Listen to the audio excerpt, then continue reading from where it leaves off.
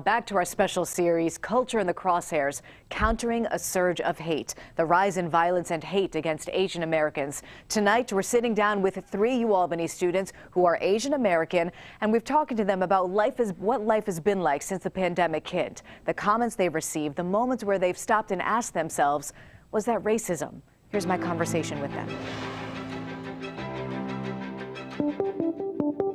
I myself have personal stories to share. Someone commented something like, oh, look, it's the human coronavirus. The way of people saw me was kind of something I had never experienced before.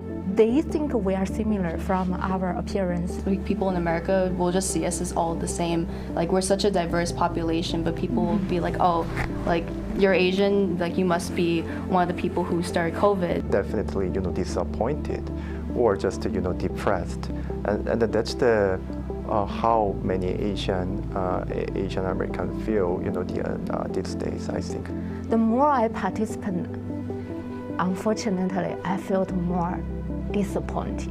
UAlbany students Jiwon Lee, Tingting Lu, and Jaci Yong sharing what life has been like as an Asian American student in the capital region since COVID hit. Over spring break, I remember going to the train station, especially where a lot of things have happened. I would just make sure that I didn't blast my music super loud, which is something I used to do a lot.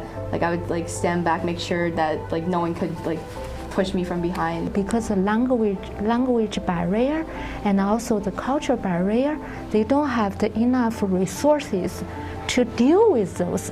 So most of them keep this in their heart. Jiwon and Tingting, both PhD students in the sociology department at UAlbany, both have participated in and done a lot of their own research on the impact of the pandemic on people who are AAPI, Asian American Pacific Islander.